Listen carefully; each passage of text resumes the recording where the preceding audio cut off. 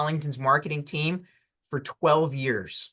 And I'll tell you that for the last 50 years, senior living as an industry has remained relatively consistent.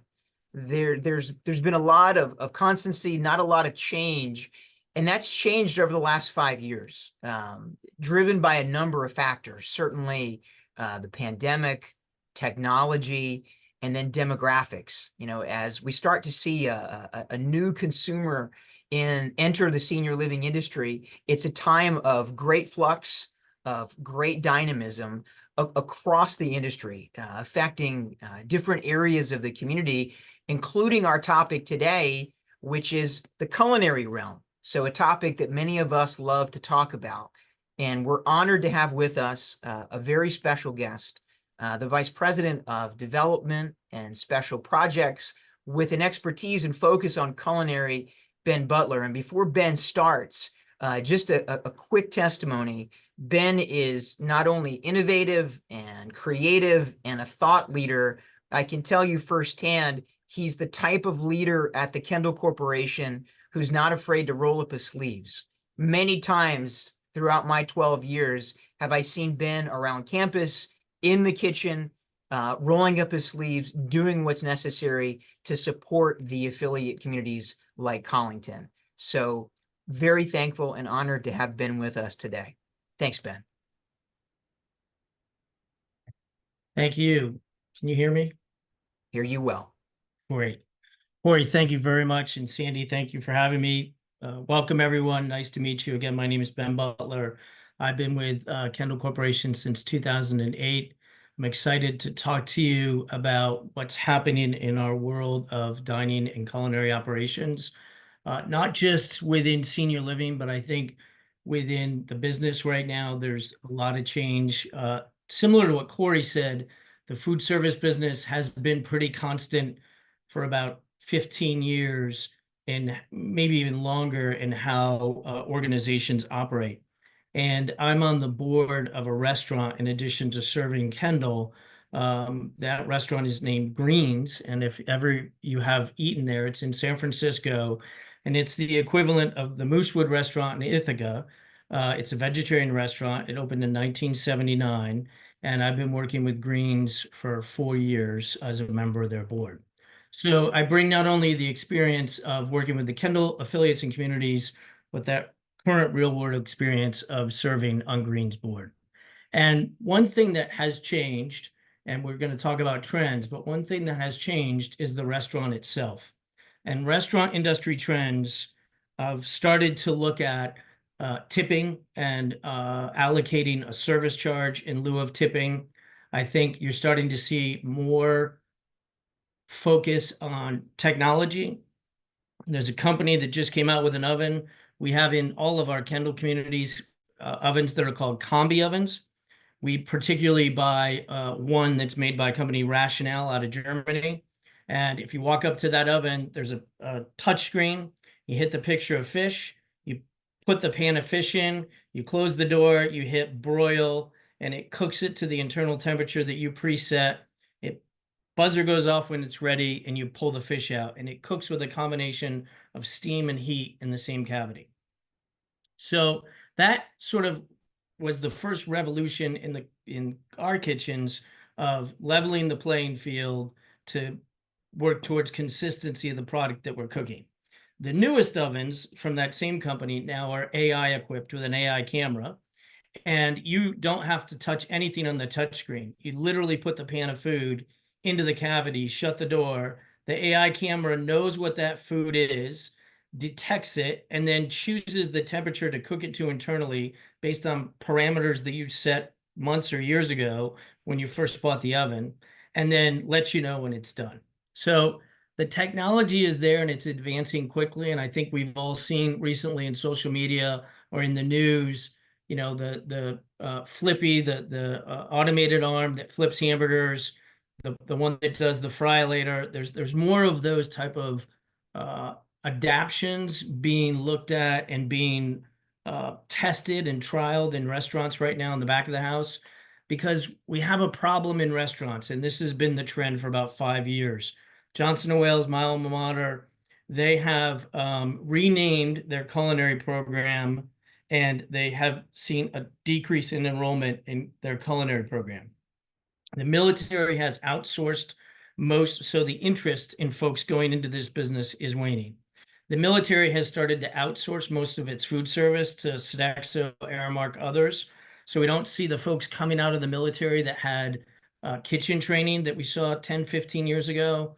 And then the funding and the participation and the support for foods programs at local vocational and technical high schools has changed dramatically, especially coming out of the pandemic. So we don't have those graduating seniors coming right into the workforce looking to start a career with us and then work up our career ladder that we have developed for our back of the house staff and stay with us for 30 to 40 years, like you did when Kendall was first founded in the early 70s. You go to some of our older Kendall communities, there's people that have been there 30, 40, 45 years, and we're just not seeing that. And we're not seeing that trend at Greens that, oh, by the way, was opened in 1979. It was that historically we had a staff that had been there 15, 20 years. After the pandemic, and we pay a living wage there. After the pandemic, that's changed. So the technology that is out there is being developed to address this. Startups have raised a little over $2.5 billion to digitize every aspect. And I just put together this infographic of sort of the restaurant tech market map so that you can see some of the companies that are not dipping their toe, but jumping wholeheartedly into trying to solve this problem for the restaurant business and for operators in our communities. It's really dizzying right now. And as I can tell you this as a member of the board at Greens, as an operator who's trying to navigate this every day, that's the new challenge is how do we navigate all this technology and choose the technology that's going to be there in 5 to 10 years. So a lot happening in the food scene on the operations side, in the back of the house, as far as technology, to really overcome this staffing challenge that started prior to the pandemic. The pandemic's accelerated it dramatically, and we've just never fully recovered in the restaurant business from that change in the way people think about working in restaurants. I went in 2018 to New York on a food tour before the pandemic with a group of culinary directors, and I included this slide because this was the landscape that we were looking at, and I think everyone has heard of Eataly, Todd English's Food Hall. This is where the industry was going prior to the pandemic. And I think you're starting to now see some senior living operators look to this trend because these models require, if they're programmed properly, less staff, and they still offer a lot of choice for the residents in our communities. So I know that Collington right now is looking at redevelopment of the main dining room. I was part of the redevelopment of the Landing, which is the bistro at Collington, which we're really proud of. Features a great restaurant style menu, fresh, whole prepared foods on a daily basis, driven by a chef who's assigned to that kitchen, and a kitchen right there where you place your order, food is cooked, and then it's brought to you by a food runner. So no longer the days of the cafeteria style trays. And now Collington is pivoting to do the same thing in their main dining room. And this tour and these food concepts had an impact on the direction of what that is going to look like once that renovation is over. And then, I think this is a trend that has been coming on for years. Hyper local food waste reduction, sustainability, and farm to table. I just wanted to highlight food waste reduction. Collington does use a third-party software that is a combination of scales and cameras in the kitchen that helps to track and reduce food waste. And it's made a significant impact in reducing food waste across the Kendall system. The use of this system, it can also communicate out to residents and staff in real time what their actions or inactions are doing to impact the amount of waste that we send out of the community. And I really think that this is a trend that's here to stay, this control of food waste and a more hyper focus on local and more multiple local vendors versus the big national vendors. We're all embracing that in senior living. I'm really excited about that trend. Another thing that is happening across sort of the senior living environment is this idea of menutainment that I think now you see in 14 years ago, we renovated a community in Hanover, New Hampshire, and we opened up the kitchen. All of you have been to a restaurant where the kitchen is open to the dining room at a restaurant. But now in senior living, you're seeing that we're opening up the kitchens to the community. And when we did that in Hanover, that community at that point had been open 12 years. And when the kitchen reopened, a resident said to me, "Who's that gentleman?" I said, "That's Marty. He's been here 10 years." And they said, "I've never seen him before." Totally changed the experience for not only the staff, but the residents to be able to interact and see the operation in the back of the house of the kitchen.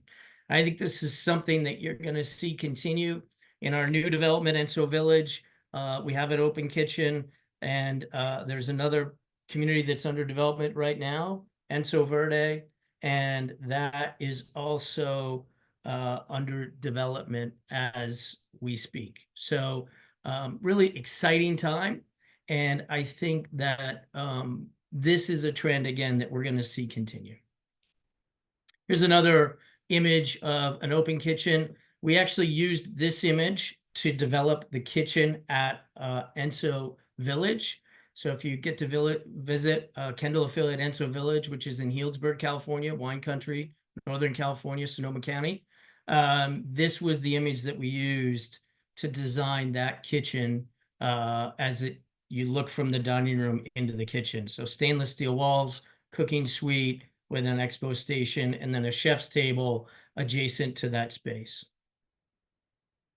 Again, some of the concepts that have come about in the past couple of years: efficiency. We now do, when we design a kitchen, we do a step analysis.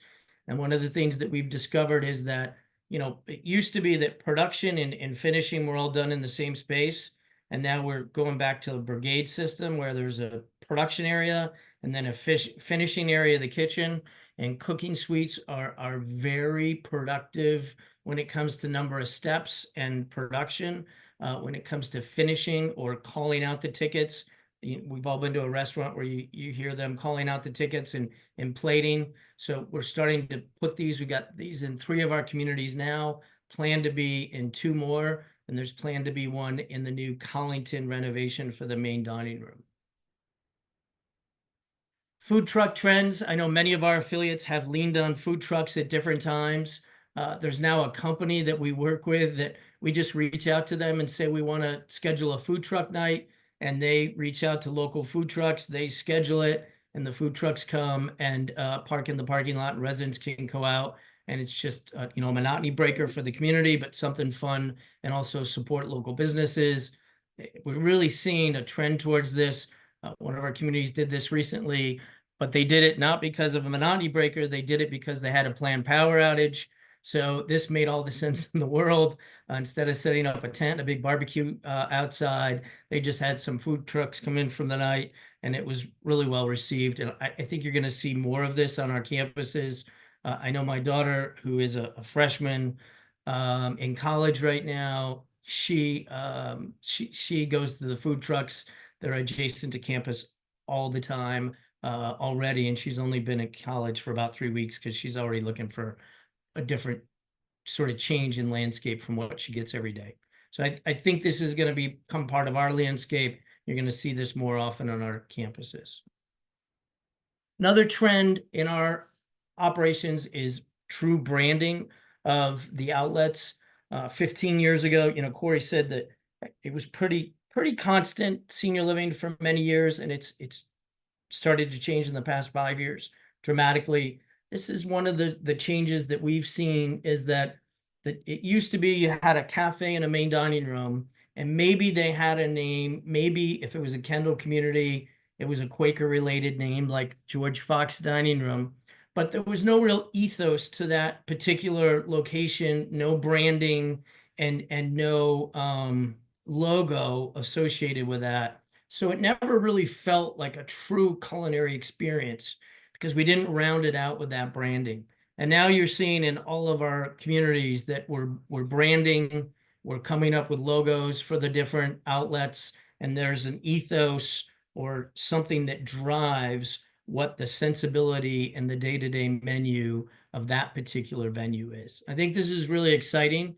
I think it's elevated all of our programs, and it's really made our staff feel and understand better what the goal of the individual outlets are. And it's created more differentiation in our menus, where 10 years ago it was, am I going to go to the buffet in the main dining room or the cafeteria? And now there's truly different menus, different way of cooking, different philosophy about the food, based on the concept that's developed in the branding for each individual location. Point of sale solutions have changed a lot. We've changed 2 times in the last 7 years as an organization and just pivoted again to a new one. I think if you've been to McDonald's lately, you know that McDonald's is driving everybody to the app, and curbside park, you park curbside, you put in your number, they run the food out to you, they give you a discount on doing that. They're smart. It's to sort of take advantage of the technology because of the reduction in available staff. And we're starting to do the same with kiosk ordering, mobile ordering, being able to order in advance, especially for staff. This is becoming an imperative. At one of our newer communities, they rolled this out for staff because staff have 30 minutes for their break. So instead of spending 5 or 10 minutes in line ordering, waiting for their food, the staff are pre-ordering, they're coming down, picking it up, and they get their almost full 30 minutes to enjoy some time to themselves. So really important that we stay ahead of this trend and the changes that have been offered to us here. And we're excited about what the future is related to how this can help us to communicate better to both residents and staff. Again, here's another image of those pre-order kiosks, digital menu boards that can be updated in real time. And in our case, we include nutritional information, and we can include any and all other information that the community decides that they think is pertinent, for example, allergens, et cetera, in these digital menu boards, much easier than we could in the past. Another example of the self-serve kiosk. And this is an example of order management. So not only is this more efficient for the residents and staff, it's more efficient for the production folks that are working in the kitchen. And this is an example of a bump bar or a screen for a kitchen display to show the orders. So you can see if it's in red, that order's behind. We can track it. We get better information. We have better data. And at the end of the day, we have better outcomes because we are always paying attention to ticket times, production, productivity, and we can adjust our menus the next time that menu runs. We can look and see what sold well last time, what didn't sell well, and maybe adjust the menu or increase purchasing if we ran out of something so that we don't run out. And then this is really an interesting thing. We've adopted this in a couple of communities where we've put in this chef center stage, and we've put in video cameras showcasing the chef's work and action stations. And we can stream this into residents' apartments and into dining rooms. But we can also use this, and I'll talk about this in a couple minutes, for teaching of staff. But this really elevates and makes the staff feel great about the work they do. We have some really wonderful, dedicated, talented folks, and this really puts them front and center and makes them the star of the show for the night. They get a kick out of it. Residents and staff enjoy it, and oftentimes, my opinion, those are some of the best dishes that we put out because they're front and center and their name's on that plate. A little bit more about tech information in our communities. This is an informational display graphic that, touchscreens are being used on these POS systems, not just for ordering, but virtual tours and for navigating around the community. I just thought this was really interesting as I put this together, so I wanted to include it. LED lighting and lighting controls. There's a lot yet. I don't know if I like the blue lights, but there's a lot that we can do today with lighting. And why this is important is for folks with low vision. We can set lighting in different venues, in different rooms by day part. and we can work with residents who maybe are sensitive to light or have low vision to ensure that we have the best lighting available for that time of day. And I also thought this was interesting, electrostatic glass. You know, we showed that image of the kitchen being open, but, you know, not everybody maybe wants to see that kitchen when we're cleaning the floors at night. So there's this opportunity to put in glass that we can turn it off and on so that, you know, while we're cleaning, you can't see into that space. We just did this in one of our communities. We'll see how it works out. I don't know if I'm sold on this yet.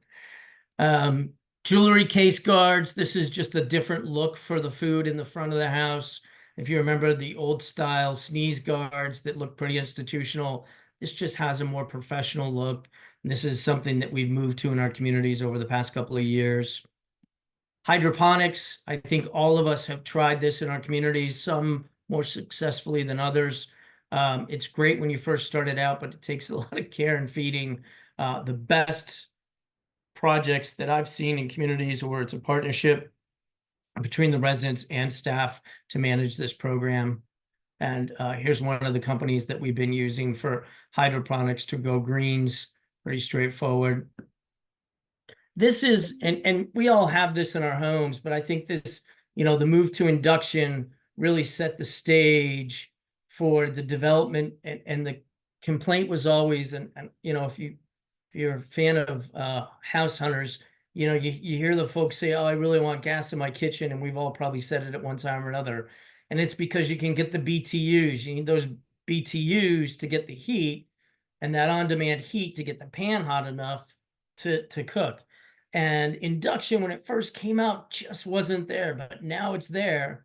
And we are renovating one community right now, Kendall Community, and then building another new one just outside of Los Angeles, and both will have fully electric kitchens. I wouldn't say that 5 years ago the technology was there, that I was comfortable enough that we could get the BTUs to roll out a fully electric kitchen.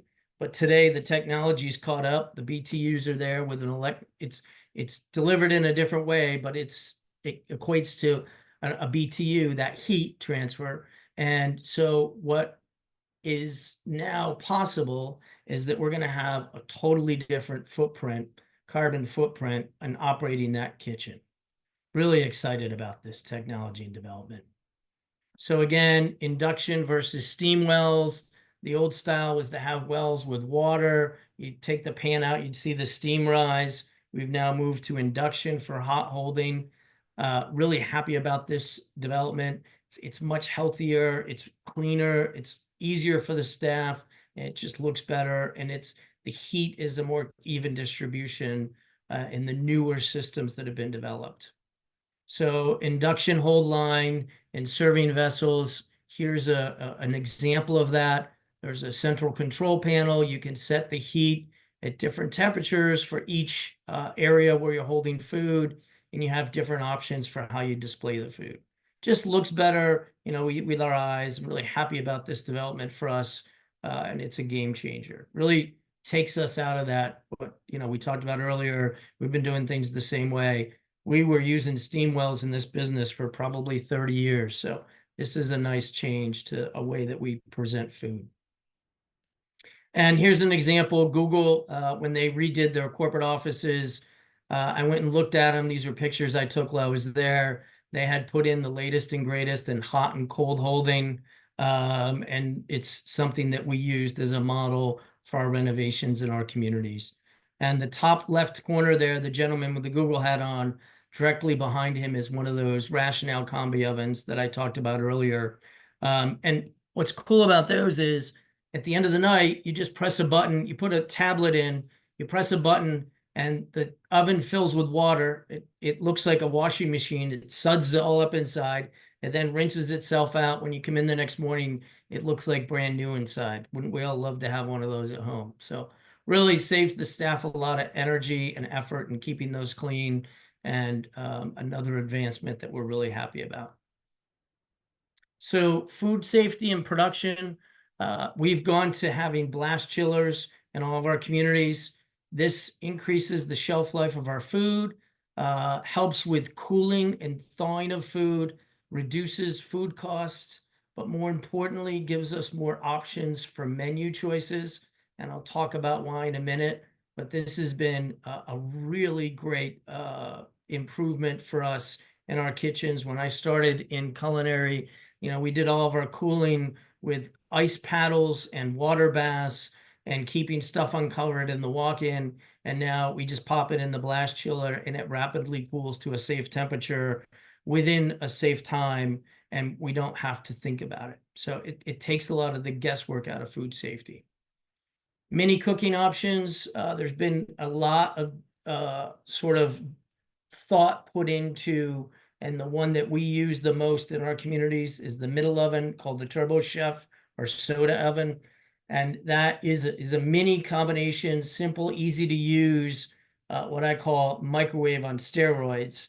And those are used for small, sort of middle of the day, limited offering menus, warming things up, muffins, that type of stuff.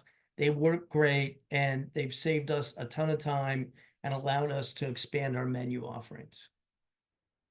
High-speed panini machines, again, another thing. This cooks sandwiches 75% faster. Doesn't seem like a lot, but when you do 30 paninis in a half an hour, makes a big difference. This is an example of a pizza oven. We've started to install pizza ovens in our communities. Pizza ovens can be used for more than just pizza. This is a mini countertop unit at Collington in the Landing Bistro. You've got a full size, I think it's a 3-foot deck, built-in wood stone pizza oven. But for communities that don't have the room that Collington did when we renovated that space, this is a nice alternative. And then temperature monitoring, it used to be that you saw clipboards hanging on all the refrigeration in our communities, and you saw folks walking around and filling out the clipboards and checking temperatures. And maybe we didn't check the temperatures one day, and then you came in the next day and the temperature was at 50 degrees in a walk-in, and then everyone's like, what do we do? Well, now we've got these sensors and monitors in our new communities and in renovated kitchens that do all that work for us and send us an alert if there's a change in temperature.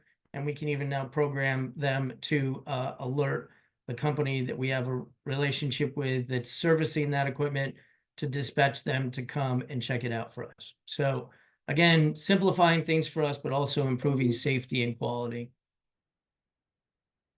A little bit about remote refrigeration and energy savings. And also why this is important, and I included this, is noise. You'll go into a cafeteria or into like a small pizza shop, and you'll hear this noise, and it's typically the ice machine that's the loudest thing, or the compressor on the refrigeration that's in that space. We now have the ability to remote that refrigeration and those compressors. So at Collington, when we built the landing, there's outside, if you look outside the windows, there's a flat rooftop, and on that is a rack of the refrigeration. So that all those compressors are moved out of that space so that the decibels in the space are lower than they would be if that equipment was all in that small space and running. And it just makes for a happier, healthier environment, not only for the residents, but the staff. And then process programming and analytics. We've come a long way in how we think about developing these programs. So we'll start with like how many folks do we think are going to eat, and what's the occupancy of the community? What's the occupancy factor? How many total meals will that be a day? And then we think about what the participation will be by day part, breakfast, lunch, and dinner. And then we think about what are the seating requirements based on that? What are the daily meal requirements based on regulations? And then when we do a redesign or we think about developing new venues, we utilize this data to make sure that we get it right, so that we don't have a situation where we don't have too many seats, or we don't have enough seats, or we don't have enough staff. This really has been a game changer. Believe it or not, when I joined senior living back in 2008, This didn't exist. Folks were not doing this. It was more of a rule of thumb guesstimate. And we've come a long way in developing these analytics and programming to make sure that we're doing it right the first time. A lot of tools that we're using in the redevelopment process. And I couldn't help but put this in here because I work in development as well as culinary. 3D printing, Revit, and BIM modeling to be able to see things before they happen in the construction process. And then virtual reality, we can now walk through, a dining room. We can walk through a cafeteria. When we built the landing at Collington, the virtual reality modeling didn't exist to the extent it does today. So we had to build a model of it, a mock-up to scale out of plywood. And then we had residents go through and we did mock service to see how it worked, and we moved stuff around.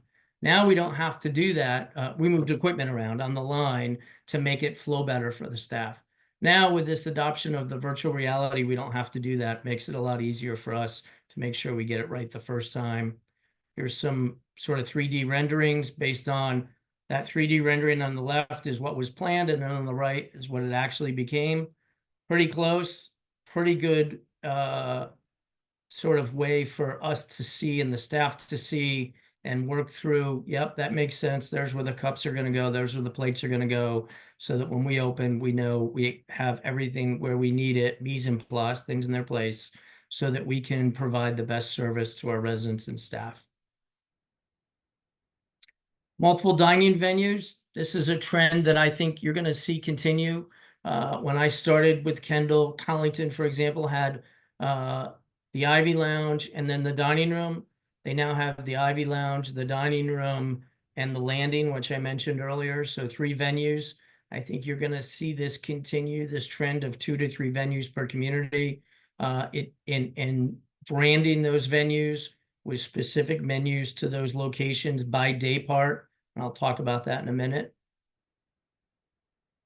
And concepts within those spaces. So here's a concept within a bistro in one of our partner communities. And this is called Hearth and Soul. So this is the station within their bistro that's built around a pizza oven. You can see there in the back. That round spear, that's their pizza oven, similar to what Collington has in the landing. If you visited, there's another view of that hearth or pizza oven. And here's some of the things that came out of that oven. This is another trend, cooking with wood. We haven't adopted this yet in one of our communities. We keep looking at it and talking about it, but there is one Kendall affiliate that's moving forward with a small wood-fired grill. I think this is a really interesting way to present food, and I think it's a lot of fun for the staff. So I think you're going to see more of this in our communities. And then more traditional concepts, but flexing them more, carving stations, rotating specials, support for the salad counter and action stations. And when I say support for the salad counter, then we have a man station adjacent to that salad counter where we're maybe putting something together, but there's a chef out there that can assist you. The days past where the salad bar just was an island unto itself and it got a little to no attention throughout the meal service. Starting to think differently about that and make that more interactive. Here's just some examples of equipment that we've been putting into our communities. An example of a couple of recent renovations of salad bars in our communities. And then I just put in some pictures. I went and visited several communities, not just Kendall communities, over the last few years. And here's some of their renovations. I just think they're germane to the discussion. And this is from 2014. This is from Environments for Aging, and this was Meadowwood. They were one of the first to move with this concept of pizza oven and to renovate and have this look to their dining area. And then Gwendolyn and Waverly Heights, they recently renovated. Again, this is Edenwald, which many of you are probably familiar with. Lake Forest. Just some examples of what senior living culinary has become and what it is today. And then I'd be remiss if I didn't talk a little bit about pre-dining. We're now thinking about pre-dining as its own destination. So that either looks like a bar, lounge, or a soft seating area with cocktails for folks to gather and wait to meet others to go into dinner. And this has become really popular. And again, Collington has the Ivy Lounge, which is a very popular destination. And that pre-dining experience, a lot of thought being put into the materials being used, the type of seating. This is an example from one of our recent projects, and a lot of thought being put into what that sort of that experience sets the table, pardon the pun, for what you're going to have for dinner when you go into the main dining room. So a lot of thought being put into this. Here's some early sketches, a small bar space plan that we put together, some more sort of, you can see how we think about putting this all together. And then a couple of examples of, I visited this community. I thought it was really nice what they had done with their bar.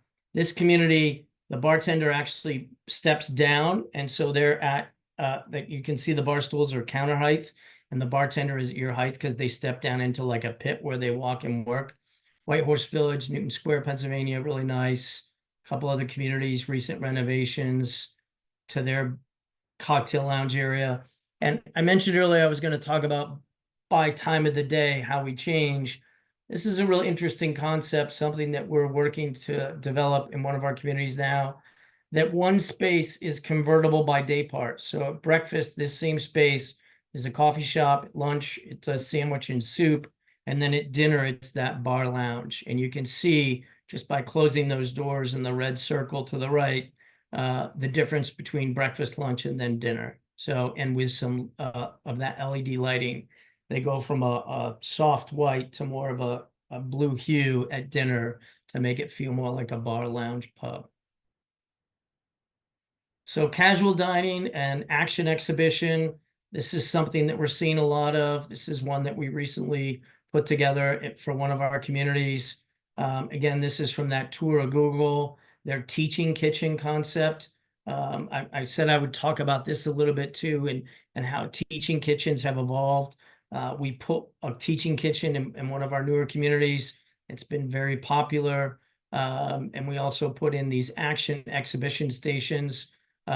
These are sort of a destination within one of the venues where you can go up and get a freshly prepared, freshly made, right in front of you dish by a chef.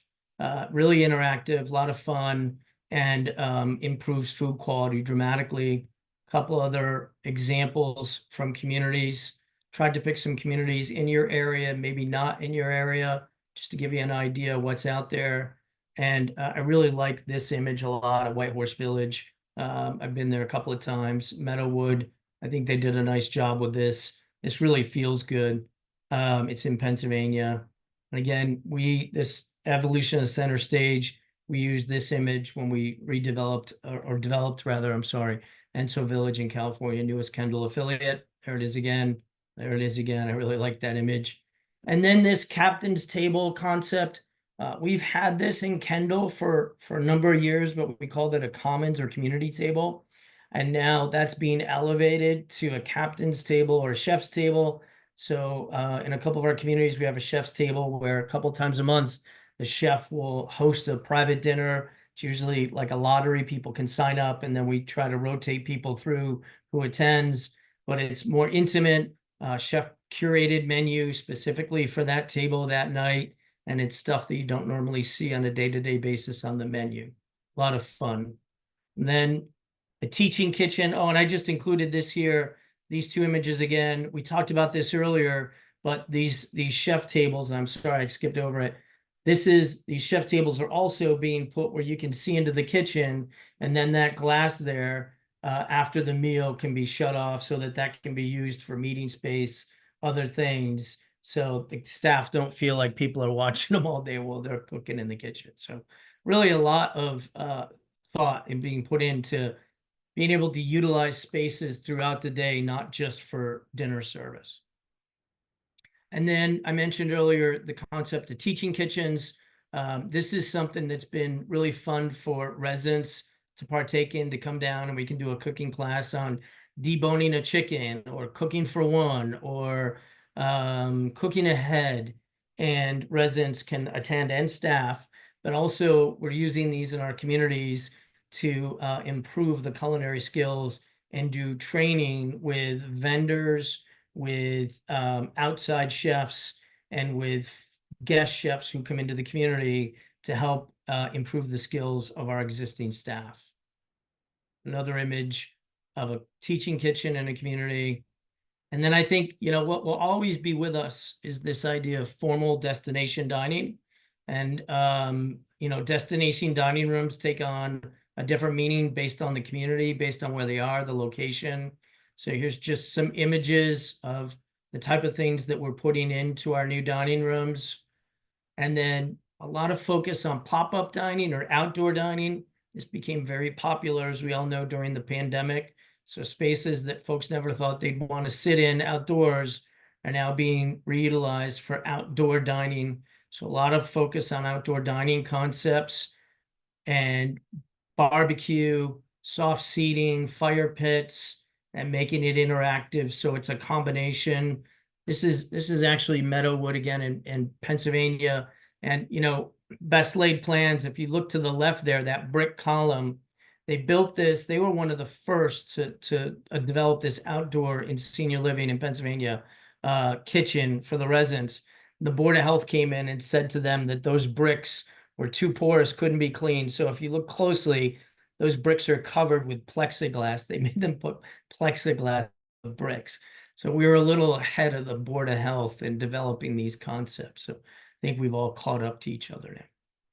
Here's a all day dining concept. This is something that many of our communities have adopted, all day dining, that you can come down throughout the day and be able to get something to eat, grab and go, or coffee. And then maybe this changes based on the time of day. So a couple images of that concept. And then we put a lot of thought and energy into our staff dining, allowing the staff to eat with our residents, and/or creating a separate space for them that they can get a little respite and get away, but improving that so it doesn't look like a break room. It's truly a dining destination for the staff as well, making them feel heard and meeting them where they're at and making them feel special and having a place that they go to that they really feel comfortable and want to go to and eat lunch. And then some more examples of what I would call we've been putting together. This is a market concept that we had developed, and it's focused on hydration, energizing, and snacks. So it's more of a grab and go coffee concept. And here you can see what that would look like built in your community. And then just some examples of how we put together and think about floor plans. I just think this is interesting, and how we think about examples of laying these out. And this is sort of, we had a concept here that it lands here, and this is an assisted living kitchen. So you've got that open concept in assisted living where you can interact with the kitchen staff, but the kitchen sort of tucked behind that wall, but you still got some daylight into the kitchen and the staff can see out into the dining room. Really like this concept. It feels good. It's very interactive and it functions very well. This is an image of the cafeteria at Kendall at Hanover. This was renovated in 2010. When they built this, this was sort of one of the first communities to have this open concept. If you see to the right, it feels like a Main Street feel. So when you walk by, residents walking down the hall, or walking by, residents and staff eating in the cafe, having lunch. And here's Kendall at Hanover again. This is their open kitchen. Remember, I mentioned earlier, they were the first community to put in an open kitchen, open to the dining room, and they put in a cooking suite. This is that cooking suite. That's Greg, one of the cooks there, getting ready for dinner. And then Ronnie just behind him, one of the other cooks, talking to a resident who you can't see on the other side of the wall, or on the other side of the island there. So really nice to have that interaction with residents and staff while they're cooking and be able to see into the kitchen. And it's my opinion, the staff keep the kitchens a lot cleaner. So it's great. And then I'll just finish up with, this is an image of the landing in Collington. and a resident there enjoying a beverage. So that resident has placed her order. All she's taken to her table is her beverage, and then the staff will bring her food once it's cooked. And it's really a fantastic location for residents to enjoy a meal together, and chef prepared, cooked to order, low waste, high food quality, and high resident and staff satisfaction. Just wanted to say thank you. I know I went pretty quickly, but I know we were on a time crunch. We want to leave some space for questions, and I'll just stop and see if there are questions in the chat, or if Corey, Sandy, if you guys have questions or thoughts. Been really compelling ideas. My first thought is I'm really glad I had lunch before you started talking, but yes, what you shared inspired a lot of good questions. So thanks for carving out some time. So really good questions have come in. First question has to do with meal plans. So historically, we would see the traditional one meal per day that could be used at venues. What new ideas are you hearing and seeing around how meal plans or credits are being used? So I think there's three trends. It's points, a points plan where residents are allocated so many points in a month. And then there's an allocation per meal. So for example, if a resident is given 18 points a day or 20 points a day per meal, that they could potentially eat dinner for 15 points and then grab like soup and a drink at lunch for 5 points. So I think that's one trend that's been out there for a while. I think the second trend is you're seeing some folks go back to that one meal a day. And then it's a la carte beyond that, but they're giving an allocation of points that can be used in the community, not just for meals, but for other services. So you get that one base meal and then some points that can be used for other things. I think that's the second trend that I'm seeing. And then a third trend is, and I visited a community recently in Seattle that eliminated points altogether, and they charge restaurant style pricing. There's no gratuity on the meal, no taxes, but it's restaurant style charging. And the residents get charged based on the number of meals they actually eat. They get charged like they would in a restaurant. And that seems to be popular with a subset of residents there, but residents who I talked to who had lived there longer or who didn't go out much, they felt that that wasn't the best program for them. They missed the program that prior to that they were on the one meal a day program. So the community allowed them to go back to that after a trial period. So they're running both right now. So I think you'll see in communities, it takes 3 to 4 years to pivot from an existing meal plan to a new meal plan completely, because you have to grandfather some folks into that. But I think what we're going to end up is, like with everything, a hybrid. And that hybrid will be, I think, like a base plan, and then you can buy up from that. Hey, Ben, that kind of segs into another question that we had about how do communities, particularly smaller non-for-profit communities like Kendall, how do they reconcile consumers' desire for more choice than ever, and at the same time responsibly within the budget provide meals for a community of 200 and 300 residents? I think it's by using the analytics that I shared today, and thinking long and hard, like we did about the landing, about the model of service, right? Many communities, when we built the landing, their cafes where the food was out on the line, it was cooked, you went through with a tray, you got your plate of food, and you went and sat down with that, right? And we decided, listen, we want to make this efficient as possible. And we did time studies on how long it took to cook everything when we first designed that, right? And then said, would a resident wait 6 or 7 minutes for their food? The answer is, it takes them 5 minutes to get to their table, because once they get a drink, they talk to 9 people on the way to the table. So 2 minutes is great, right?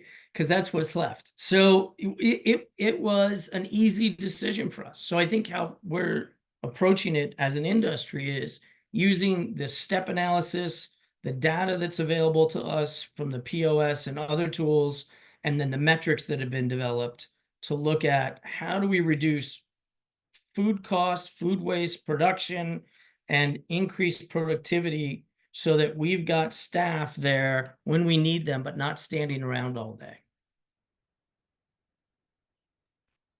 Good stuff. So Ben, this is a webinar for prospective residents to Kendall. So you're not surprised. I have a question here about the best ways for residents to be involved in culinary services, and then a specific question of, are there Kendall communities where some of the produce grown at the community by residents is incorporated into menu offerings? So to answer the second part of the question, yes, there are some communities. And in fact, Enso Village right now has a working garden with its own garden farm manager. And they've just produced their first crop of veggies that are being used in the dining room. So the answer is yes. And then, I think the best way for residents to get involved is to, I think about my time in a community, is to get involved in the food committee if they have a passion about food, right? I had a resident, his name was Jim Sheridan. He was like a father to me, and he wrote an occasional newsletter for my food committee. So occasionally we had enough information to put out a newsletter. And when he felt he was ready, and oh, by the way, I didn't have much editorial control over what he said, but when he was ready, he got that newsletter out for us. And it was a really great partnership because he was very critical of the food, but he was also our biggest champion when we did something right. And so it helped to keep me honest, helped to keep him on my good side, but also he put out a very balanced view of what we were doing in that occasional newsletter. And I relied on him to put that information out and for people to listen. So I think that residents can help the staff to not make their jobs better, but help them to hone in on what they need to be doing in the moment to meet the needs of the residents, because they're the ones that are sitting with their peers every night and hearing that they don't like the green beans or that the iced tea is too sweet. And we need to hear that feedback. And the food committee is the first place to do that. That communication and feedback loop is imperative, isn't it? Absolutely. Well, you want to stay on Jim Sheridan's good side. We want to stay on your good side. So one more question, if we may.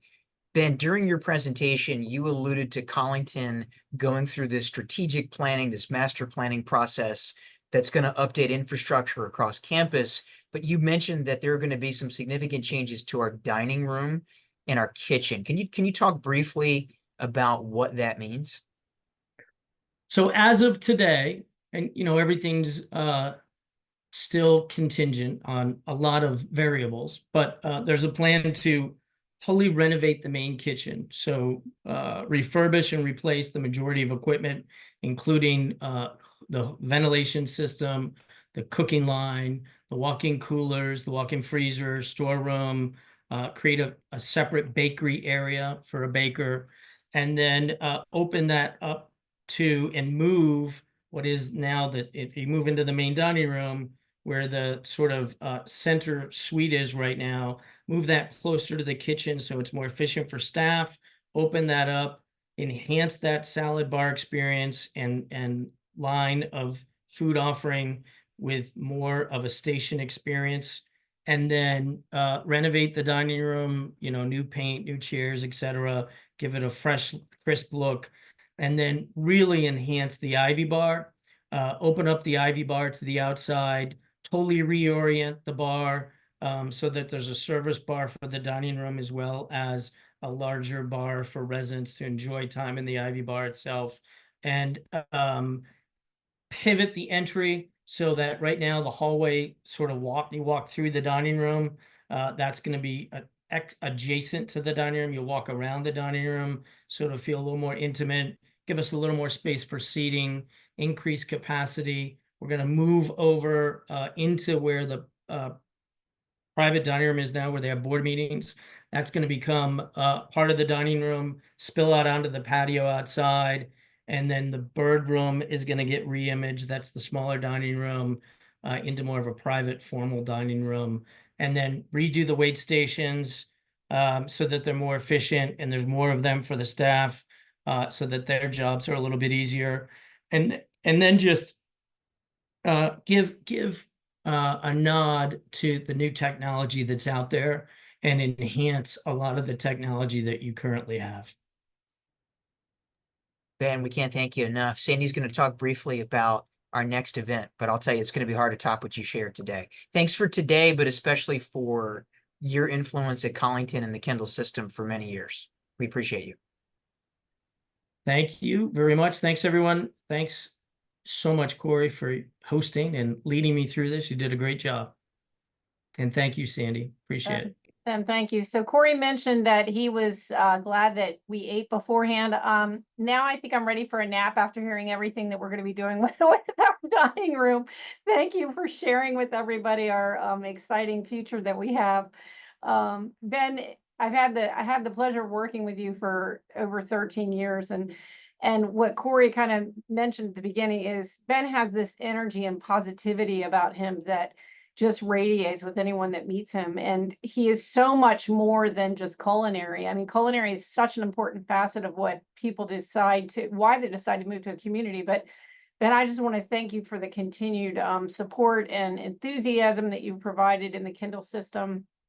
And we appreciate your time that you had with us today. And I feel like we all came with a little bit more than what we started with, which is always important when you attend a webinar. So speaking of webinars and events, I wanted to share with everyone that we have sorry about that. We have an event coming up. It's a virtual Q&A on September 24th.